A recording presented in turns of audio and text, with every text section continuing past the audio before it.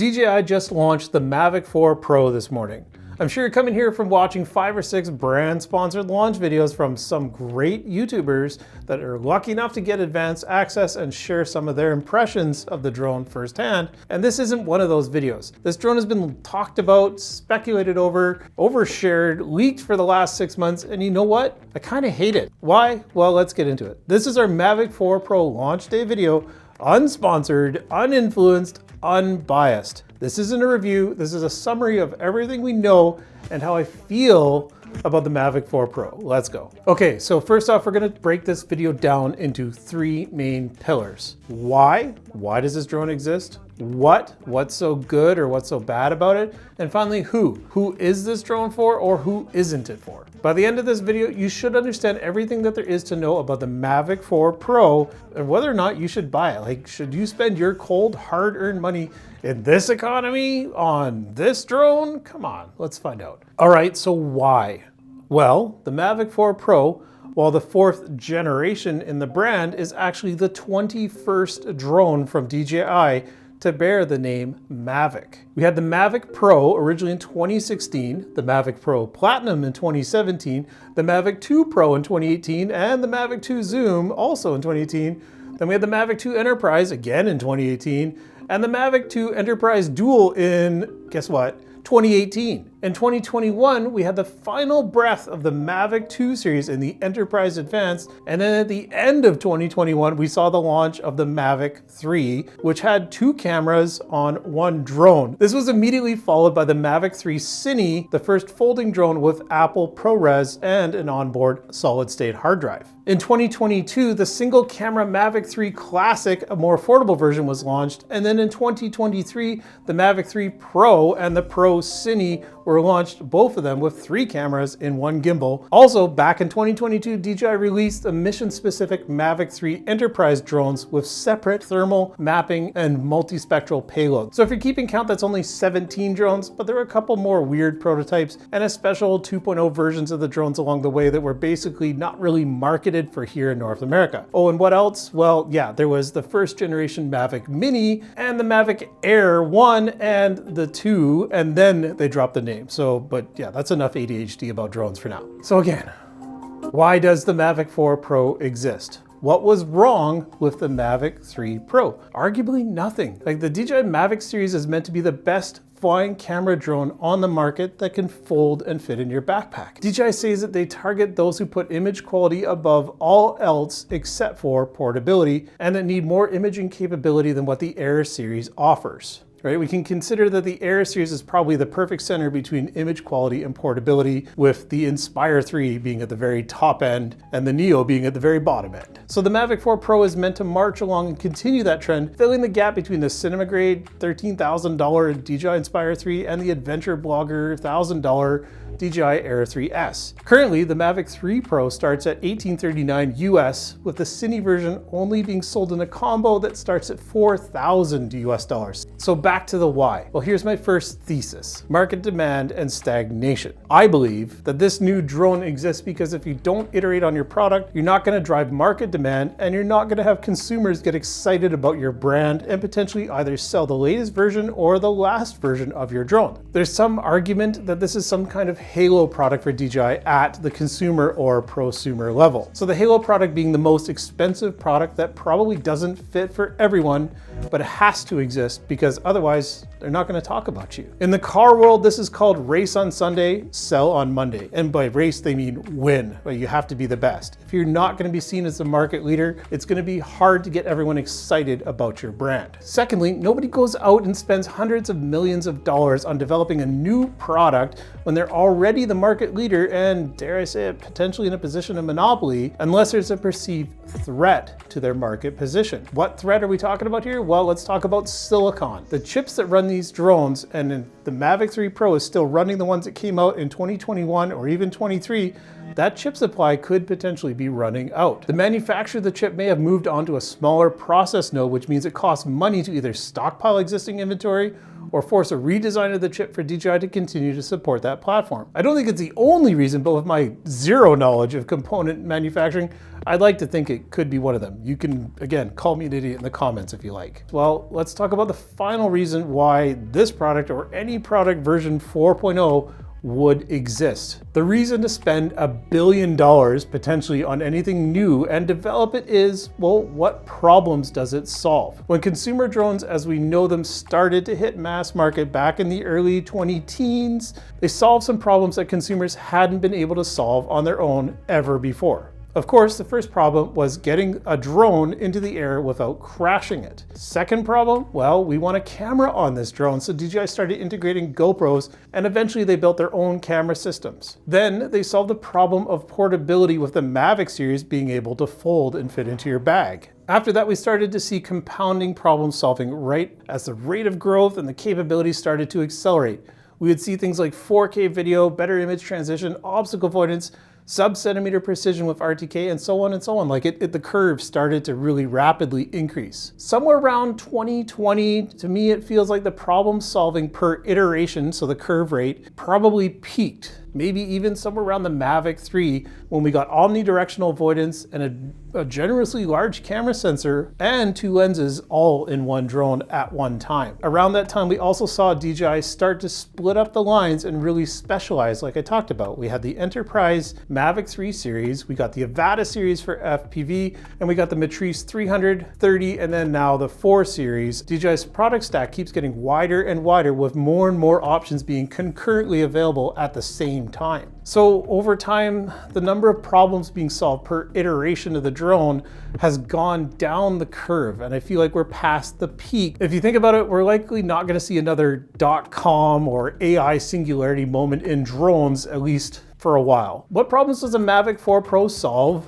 that weren't solved by the Mavic 3? So let's talk about what's good about this drone and what's not so good. First off, let's talk about the high-level new features that aren't on any previous DJI Mavic series drones. First off, of course, is LiDAR obstacle avoidance. Yeah, it was introduced on the Air 3S and it's also on the Flip, but this is the first Mavic to get it. The drone now has the ability to fly and see obstacles in front with very high precision, even in low light conditions, which means the Mavic 4 is likely to have the same advanced return to home capabilities as the Air 3S, which means flying in GPS denied environments, especially indoors, following its own 3D point cloud map that's generated on the fly. Secondly, electronic ND filters. No more landing and swapping filters if your ND filter isn't strong enough for you to control the light and you can't just do it with the variable aperture built into the lens. Now you can change the ND setting on the fly, just like with a high-end digital cinema camera. The Inspire 3 doesn't even have this capability. There's a new smart controller with folding sticks and a bigger floating screen. Not necessarily a totally novel thing, but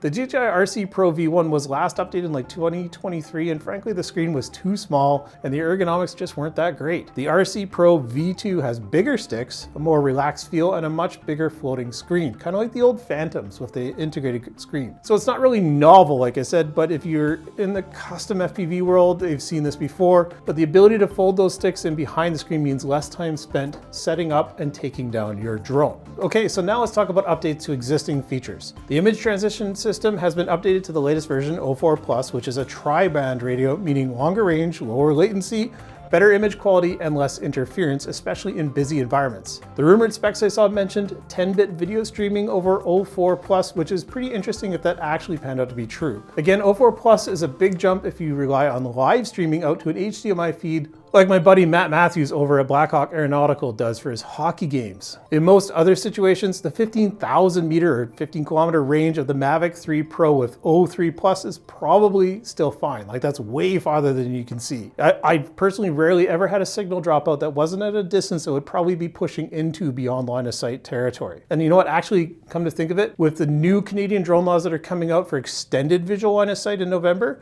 04 Plus would actually be worth considering, as you can now fly your drone up to 2 nautical miles away as long as you're in uncontrolled airspace and away from people with the help of a certified visual observer. So, okay, I'll be a little less cynical about that now. Battery life, of course, has been updated. The Mavic 3 Pro was 77 watt hours. This put the 900-ish gram drone in hover at about maximum of 37 minutes. And now, despite being 100 grams heavier, the Mavic 4 Pro claims 45 minutes thanks to a much bigger 95 watt hour battery. That's just 4 watt hours under the legal limit to bring on most commercial airplanes. So they're really cramming as much battery as it can into this. Gimbal range is a big change. The Mavic 3 Pro only shot video in horizontal and had a limited range of about 90 down up to about 35 degrees up, thanks to that ugly, huge tri-lens camera. The Mavic 4 Pro has completely redesigned the gimbal and gone full send with the ability to tilt the camera 90 down and up to 70 up, which is almost vertical. And now they've brought back the ability to roll the gimbal so it can go from -40 to 400 degrees roll, so it can do like a full barrel roll. Why? I really don't know. Like, vertical video is great, but unless you have the habit of making Kubrick films, a gimbal roll seems kind of weird. But of course, like I said, why not? What this really means is the camera can shoot native 4K video by rotating the gimbal 90 degrees and not lose any resolution or crop down in the process. Okay, so then what don't we like about the Mavic 4 Pro? I'm gonna lean in for this. Well, first off, did we need any of the new features above? We, being the average drone prosumer, probably want to spend roughly $1,500 or so on a drone. It needs to capture images as a side hustle for some cash, or potentially sell footage on stock sites or in real estate or other productions. So we're talking about reasonably lightweight productions, like not movie set stuff, but like not necessarily just casual ad hoc. Like there's a niche to this. Does this particular drone have a killer app feature that you should immediately toss your Mavic 3 Pro in Marketplace and hit that order now button? For most people, realistically, probably not. As I mentioned, I think the Mavic 4 Pro is a bit of a halo product in the consumer space, and it has a niche buyer audience that is somewhere between a full-time pro drone shooter and an affluent enthusiast that's got disposable income that's willing to spend several $1,000 on a flying camera. I gotta be real here. Like, I feel like we're wasting airtime talking about it because I don't know if you've been to stores lately, but it's rare for me to see anything fancier than like a Mini 4 Pro or maybe an Air. And these are DJI resellers that aren't like niche camera market stores. I remember in the 2010s seeing Mavic 2 Pros at like pharmaceutical stores on the shelf ready to go for $3,000 or $4,000.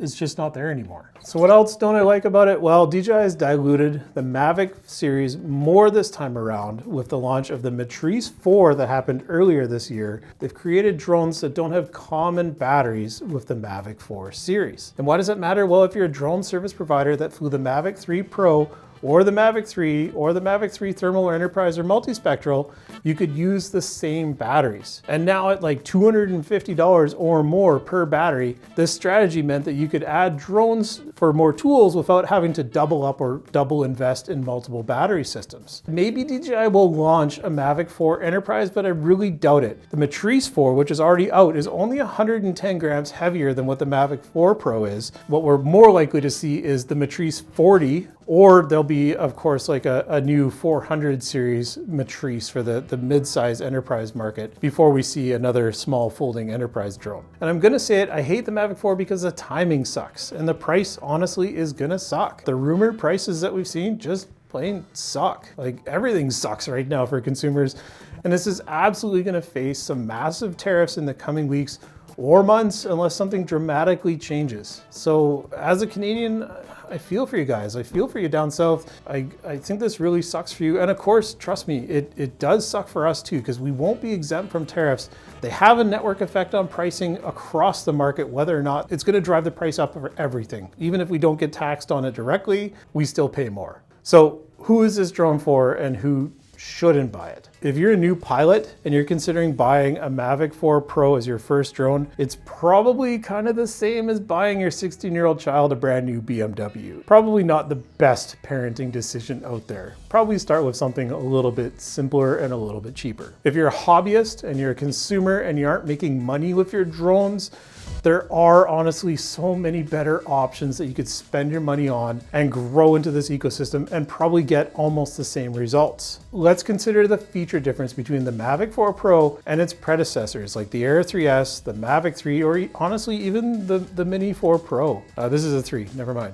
All of these are flying cameras with the ability to shoot at 4K in 60 frames a second or better with some version of 10-bit color at an image quality that far exceeds your average consumer device. If you aren't working in an HDR workflow, and if you aren't working to master this for the big screen, you shouldn't need 600K at 200 megabit or 1200 megabit in an intra-frame codec, especially in like 422 deep color. So it becomes gear acquisition syndrome. And I've talked about this before, GAS or gear acquisition syndrome. If you aren't facing this specific problem that this drone solves for you in your workflow, it's probably not going to make financial sense to jump out and buy it right now. Prices always drop and features always get better. There's going to be software updates, I'm sure. And finally, like I mentioned before about batteries, if you spend thousands of dollars on the Mavic 3 battery ecosystem, do not just jump right yet. Get the most out of your batteries. Like, they're good for 200 or more cycles potentially. Make sure you're getting your money's worth out of this hardware. So all that aside,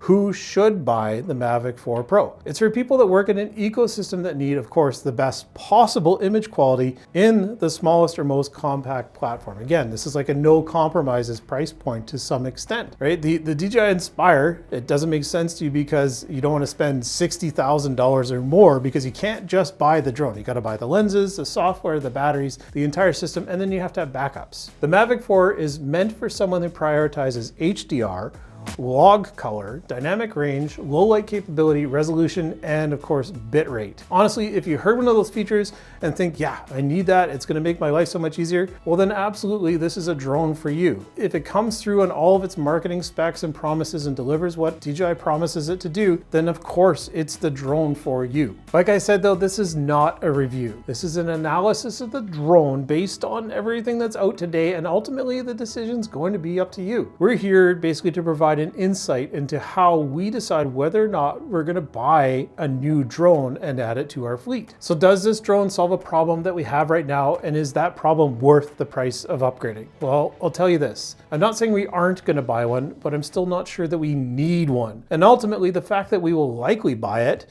despite not needing it is probably the main reason why I hate the Mavic 4 Pro for now. Thanks for watching. Hit that like and subscribe button. And be sure to tell me what you think about the Mavic 4 Pro down in the comments. Are you a day one swiper, or are you a patient gamer like me waiting to see if prices drop and if features improve? We'll see you next time on Coastal Drone.